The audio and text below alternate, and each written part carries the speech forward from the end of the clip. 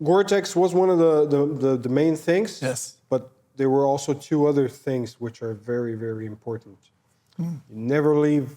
It doesn't matter which branch of the military you are, what mission you conduct, if you're special forces, infantry, whatever, you have to keep your feet dry. Oh, yeah. And your hands warm. Oh, yeah. So socks, you can never have enough of socks.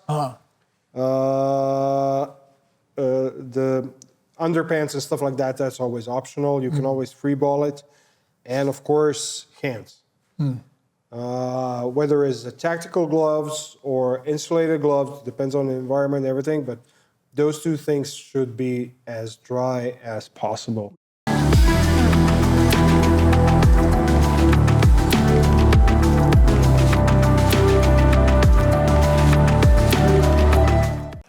Hi guys, welcome to another ufprogear 30. You know us already. I'm Armin, with me is Darko. And we are having today one of those topics which actually I was struggling with for my last 40 years. At the beginning, when I was at the German military, at the Gebirgsjäger, and still today, if I'm going on a longer outdoor whatever, I'm still struggling. What will I put in my backpack, in my rucksack? There is probably one of the most experienced guys packing rucksacks, Darko. What was your experience, or what do you think, or what did you take with you in your backpacks when you were out there doing your stuff? Well, hi everybody. Yeah, that's probably $1 million question to answer in one answer. Sadly, I can't do that. It just depends. First of all, we always looked at three things. The first thing was, how long are we going to stay out? So in the Western military forces, there is a rule or a standard that every soldier should be able to survive for 24 hours on their own with whatever they have on their body.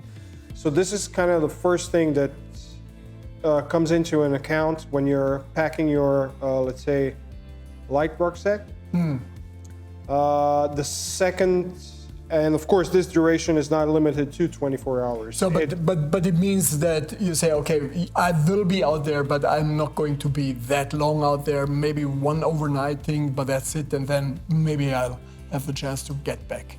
Kind of, yes, but this is, even if you remember the movie Black Hawk Down, well, right. So these are the scenarios you always take the 24-hour pack with you, because regardless. You never know what happens. Yes. Yeah. You never know what's going to happen. So for 24 hours, you should be able to cover your basic needs for ammunition, water, food, rations, and everything else that you need. Of course, this can go longer to 48 hours or above 48 hours. Then things change, the rucksacks become bigger, and other things come into an account. So that means that you have definitely always this small rucksack or something smaller where you say 24 hours up to 48 hours I can survive with whatever happens and what I have in that smaller, and then there comes the next level of rucksack. Is that correct? That should be correct. But this is, like I said, more Western orientated. It's not across all the military units. Kind of a NATO doctrine or standard, or it falls into the NATO standards of survivability, and but let's say the other thing, that's the first thing everybody should consider, or I consider. Then the second thing, of course, is what is my method of transport. This always played an account. Of course, our good old Humvees were always nice to have, and we always packed a little bit extra because you could leave it in the Humvee. Yeah. You know where the vehicle was at all times, and so we kind of went a little bit overboard with that. There's a whole different story if we're talking about rotary wings, so helicopters or anything else. There's a weight limit there. Depends on the mission that you're performing. Of course, you're downsizing your wish list, what to have in the backpack. And of course, the third option, which is the most convenient one, let's say going on foot. Now you have to consider also the weather and everything else, because the backpack is going to be on you quite a long time. And that was the second thing that I kind of looked at. And the third, of course, is the area, or let's say the vegetation or the surroundings that I'm going to be operating in. The environment. Yes. And that was the second consideration, or the third consideration, which really played a big role. So it's time, it's the vehicle kind of transport, or method of transport that you transport. have, and then the third one is Environment. The environment, absolutely, yeah. Right. It makes a huge difference if you're in Norway or in Mali. Yeah. Yep. But those were, like I said, this is as I said in the beginning, this is a really broad topic. Yeah. But this is just. And it's also very logic. Yeah. Yeah. But on the other hand, let's say in my soldiering days, I spent a lot of times with, let's say, machine guns. Kind of had a affiliation to the machine guns, so I always carried one. Or on the vehicle, I was a gunner, which means, we're peeling the onion. The other part of consideration, so what is your specific mission in the team? Absolutely.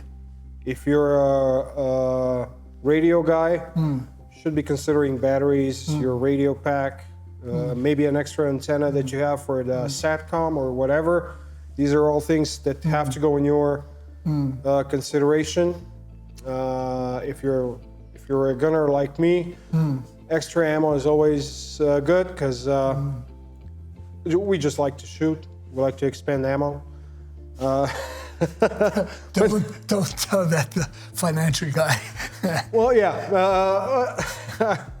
we made it work, and it just, again, medics. Sure. Totally different story. And at the end of the day, when we're talking about a unit, let's say the smallest organizational unit, a squad, then you have the squad gear. Yeah.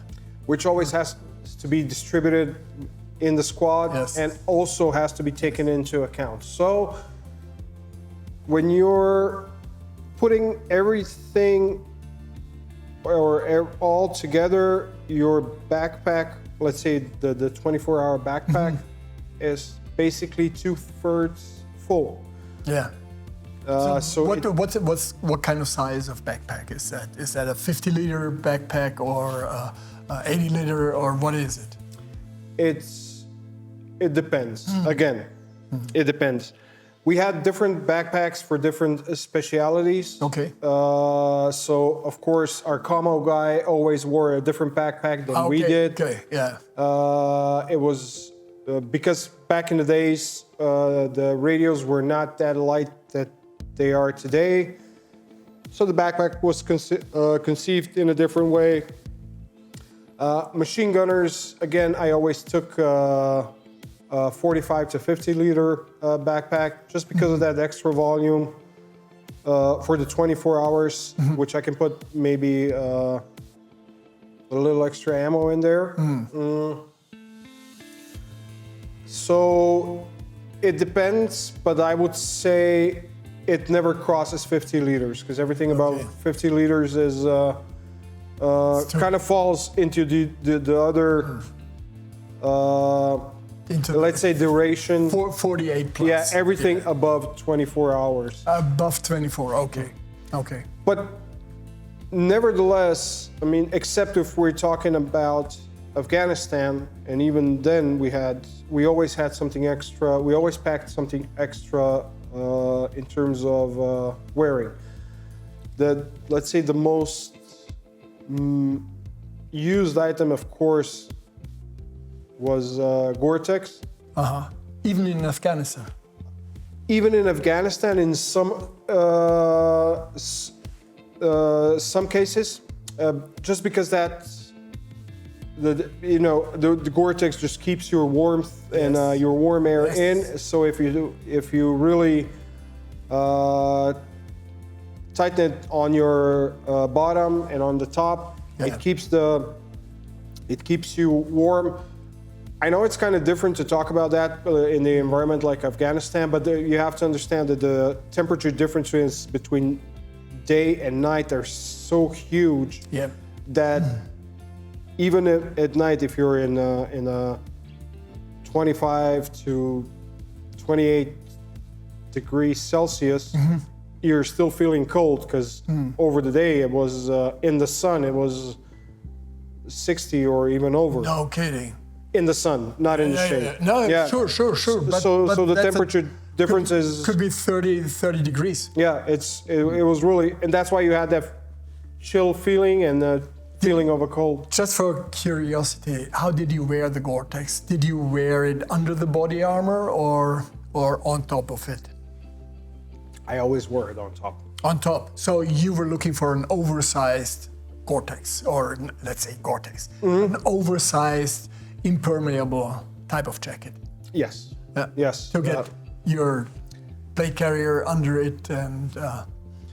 Yes. What I found out is just the heat and everything is trapped inside. Oh, it keeps me warm a lot better. Absolutely. Because if I put it underneath, kind of that didn't work. Yeah, because you don't have air. Because it's all about storing air close to your body and don't let it escape because that keeps you warm. It's not the GORE-TEX, actually it's the air which is entrapped within the GORE-TEX as it is impermeable for air. Yep, definitely. And I would really, back in the days, I would really like to have a light pack version of this. Because that was always my biggest concern. So I wanted to take it. But then considering everything else that I had to pack, I was like always a little bit reluctant. Should I take it? Should I leave it? I know what you're saying, because that is always, it's always when I'm packing a rucksack, of course not for such environments, it's always the GORE-TEX, the impermeables. They are always taking a lot of space. And you know, usually what I would do is I would take the jacket, I would take the GORE-TEX jacket, that is a must for each whatever occasion. Pants, that was always the thing where I said, oh, should I take the pants, should I not take the pants? That was always the thing. But at the end, of course, the most important thing is that your torso stays warm.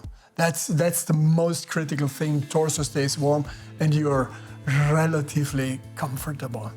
But the interesting thing is, because I just talked to a guy from GORE last week and we were talking about their new GORE-TEX philosophy, and they're talking about, having the GORE-TEX as close to the skin as possible from comfort. Yeah, but they're not talking about soldiers in this case. Oh, okay. What they're saying is, and that makes sense because this air is a great insulator, but it also reduces the moisture vapor getting out of your system. That is true. So what you have on one side, you have that, I want to entrap as much air as possible, and on the other side you say, well, I want it to be as breathable as possible. So those two requirements, they're polarities. So you're actually, Now, if I would ask you the question, do you want to have it a tighter fit, or do you want to have it bulkier? I almost know the answer already, but I have to ask it. So, well, I'm going to probably answer not in the way that you're expecting, but it depends. I mean, I would have to try out the lighter version really close to my body, and if it didn't have that effect that the normal right now hard shell has, so that I'm basically cooking from the inside, then yes, by all means, I would. That would be a very good addition, especially in the rain, damp environments. That would be a very, very beneficial. So if you I would wear it tight. So, I mean, I think that there is no answer that fits everyone. But if you would have the choice between, well, it's tight fitting and I might not sweat that much, or it is loose fitting and I can entrap more air in case, I think I know the answer. You will say it depends on the environment where you're in. Yeah. And the mission. Because I don't mind when I'm moving and with the backpack, with all my heavy gear and everything else, I'm staying warm anyways. I mean, if we're not in the Arctic or any, so I don't mind the rain. Okay, it's kind of a nuisance because you're wet and everything. It gets a little bit heavy, but you're moving, so you don't get that chill effect. But once you stop, then the issues arise, and my opinion is that those issues would arise when you stop, when you're static. Even if I had a GORE-TEX on me, tight to my skin, I think it would be maybe, I don't know, but probably even worse, because I would sweat a lot more with inside, and when I would stop, that moisture would get colder quite quicker. I mean that's a super interesting point, because here a lot the individual experiences play an immense role, and I really would appreciate, guys, if you are leaving us a lot of comments, what your experiences was, how you would manage this polarity to say, okay, well, rather bulky and then I can put it on top of everything, or rather tight fitting just in order to fit it underneath and giving up a little bit of the thermal insulation effects. On the other hand, getting maybe a little bit more of breathability. So please, leave us your comments how you see that, because that is definitely a valuable input also for our product development, and I'm the guy who develops that stuff. Yeah, but getting back to our backpacks, GORE-TEX was one of the main things. Yes. But there were also two other things which are very, very important. Never leave. It doesn't matter which branch of the military you are, what mission you conduct. If you're special forces, infantry, whatever, you have to keep your feet dry. Oh yeah. And your hands warm. Oh yeah. So socks, you can never have enough of socks. The underpants and stuff like that, that's always optional. You can always free ball it. And of course, hands. Whether it's the tactical gloves or insulated gloves, depends on the environment and everything, but those two things should be as dry as possible. Which means you always want to have a spare. Always. At least one spare pair. At least one. Go for two or more. Yeah. Two is one is none. Yes. Got it. And I always had 3 pairs of socks spare. Always. It doesn't matter what we were doing and where we were. 3 pairs of socks. And a pair of spare tactical gloves. That was always, I had ones on my hand, but always a spare.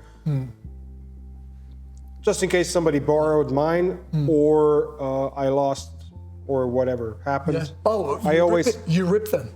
Or I ripped them or anything else. That was always a spare.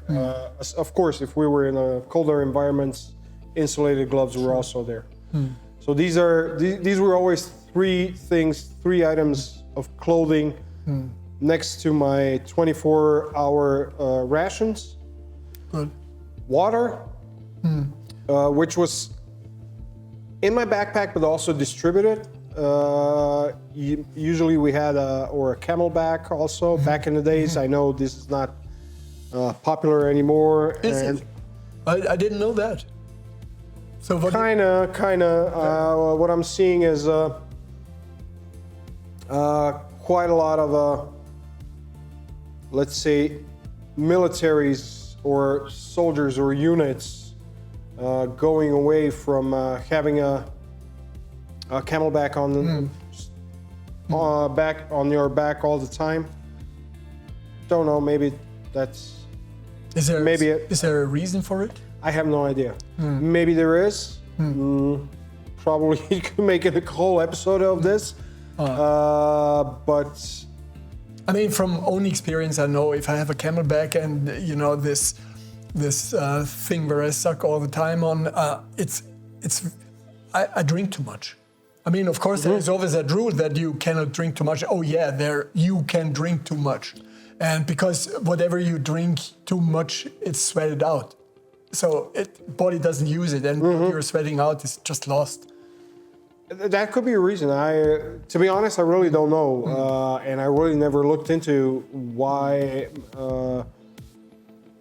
soldiers at the moment, or let's say units at the moment. I'm not going to say soldiers because there's certainly somebody that still does that, but they're mostly moving away from camelback. But yeah, water was always with us. It doesn't matter, hot, cold. Either way, you have to have something to drink.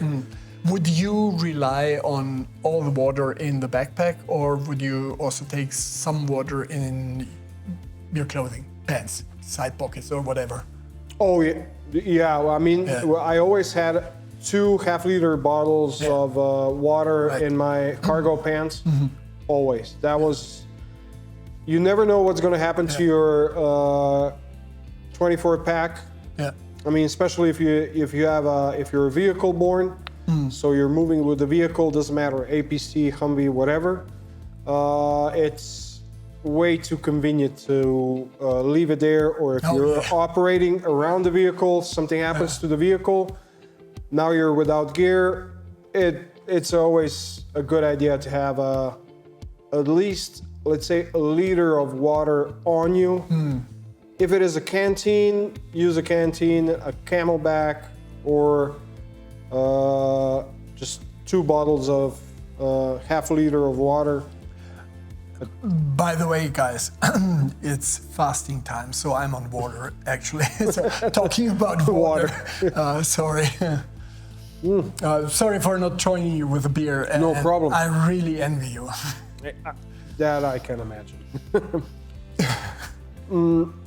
Yeah, so these are the considerations, and probably the hardest thing is to pack that small, the 24-hour pack. You bet. Yeah, because the other ones are pretty straightforward. I mean, 48 or above 48 hours, you're taking a lot of other stuff, and it's mission specific, and that means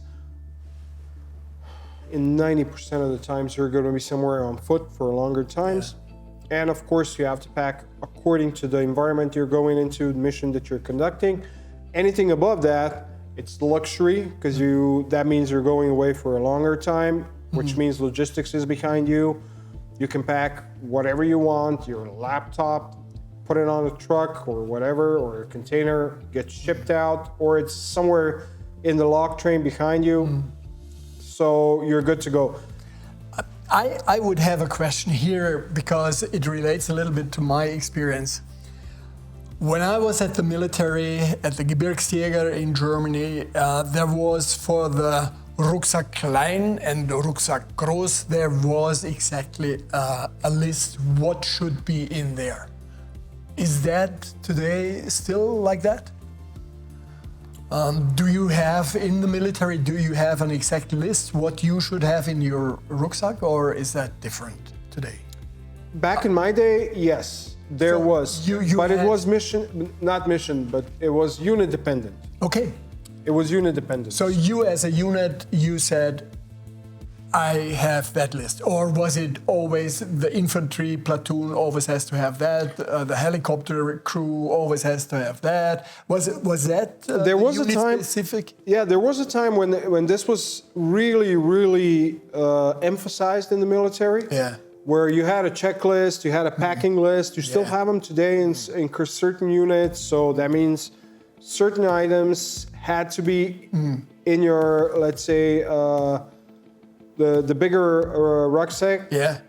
And in addition, I mean, some of the units went even overboard and said you cannot have anything extra with it, which kind of makes sense because then soldiers would overweight there and they would be hard to move. Yeah.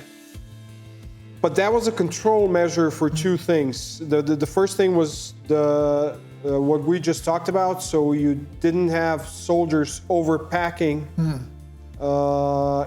their rucksacks and just gassing out after a couple of 100 meters of a march.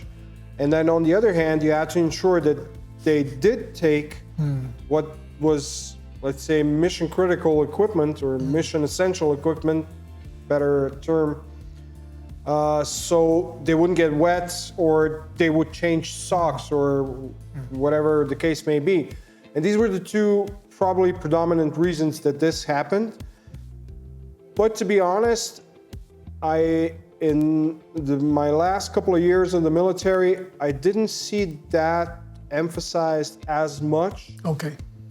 And it was more orientated towards mission-specific gear or mission-orientated gear. So you packed in the unit, let's say in the platoon, according to your mission and what was agreed upon. So the platoon sergeant or the company first sergeant or whoever was in charge of that gave guidelines what you should take and where it should be. Yes, exactly. That would have been also one of the questions because we had, for really critical items, we had locations where to put it. So I knew what my body has in the right outer, pouch, which he has. That was the essential items, like where is my first aid kit or where is my blah, blah, blah. So that was always for these things. The rest of the stuff, I mean, my spare socks, nobody cared where I put my spare socks. Yeah. And this is more or less the same. I would say so. Okay. Because there's always issues. I mean, when you get injured, there's always a rule. You never use your first aid kit. You always use the guy's that is injured. So you have to know where it is. If you're taking time to find it, kind of sucks.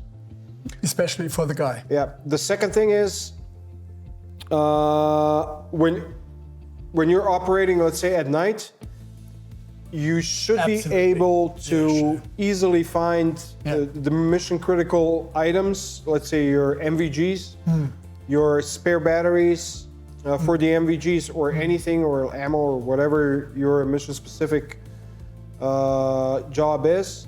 So you should be able to find it blindfolded. Absolutely. So if it's on your body or in your backpack, it doesn't matter. And your buddies should be able to find it also. I know we always bugged our commo guy where his signal cards and everything else. So we knew when he gasses out or anything else, so at least we know how to communicate with other units and of course adjacent, below or above us. But I think this is still smart to do, but not to the extent back in the days that was really regulated. I mean, you even had magazine pouches on your body armor specified where they're supposed to be, which kind of doesn't make sense because let's say if you're a gunner, if you have a machine gun, let's say I'm 249 that also takes magazines, you're gonna want to have magazines where you can readily access them and when they're not in your way. So if this doesn't confront with the unit SOP, the standard operating procedure, now you're not performing your job as well as you could be because that magazines are in your way. But I do know that most of the units, or at least the Western militaries, moved away from this and they understand the need to customize your gear, if it's on your backpack or on your plate carrier, according to your mission, so to be able to conduct your mission better. And I mean, that sounds all logic and clear, but I'm facing not the same, but different scenarios, and that is if I'm out for 6 days, 7 days. That's a totally different thing. So I can imagine that pathfinders, recce teams that they have regarding equipment, regarding their rucksacks, they have totally different requirements because there is no vehicle usually.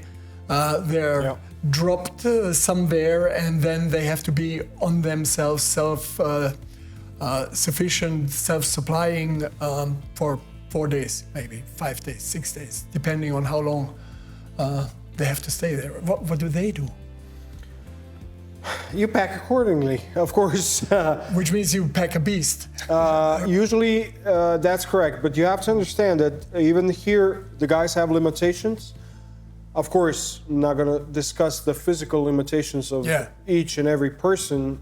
Doesn't make sense. But again, you look at your method of insertion. So if this is a part of, let's say, an air assault precursor, so the pathfinders go out to set up DZs and everything for the larger air assault unit to come in behind enemy lines.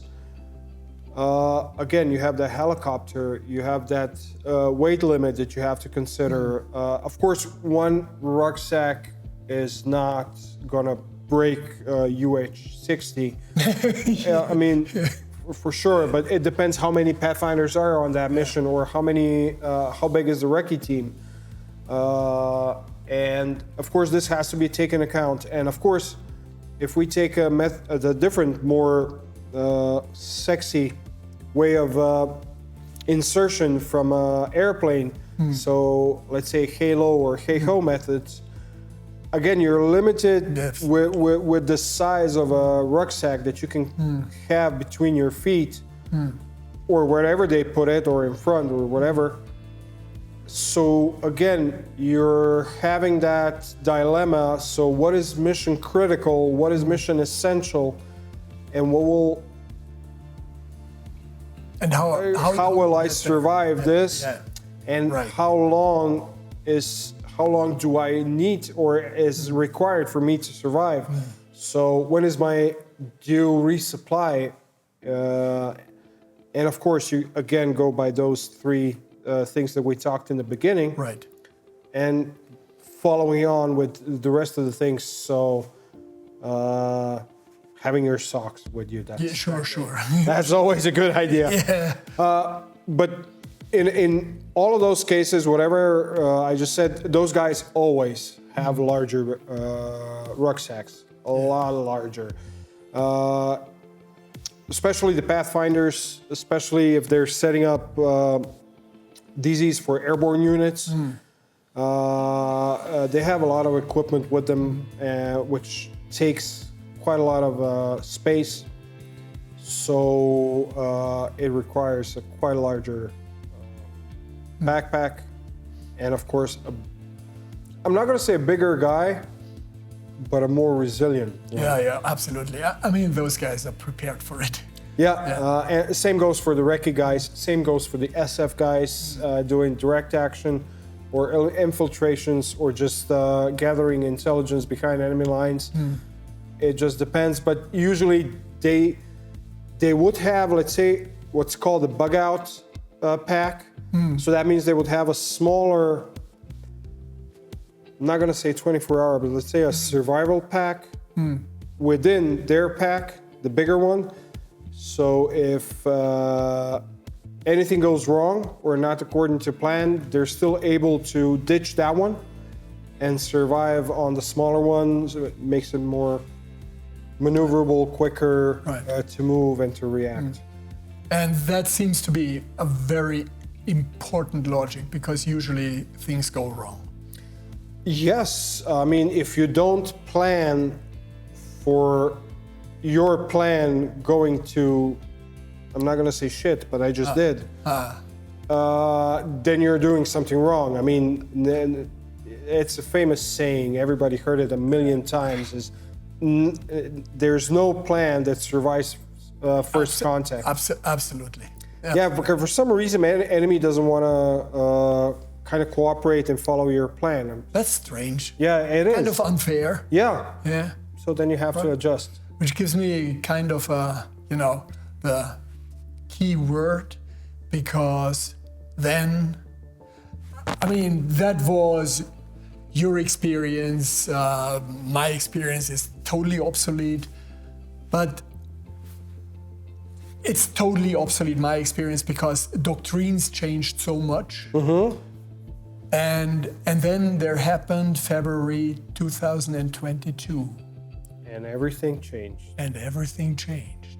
But of course, when we start this topic, then I think this is going to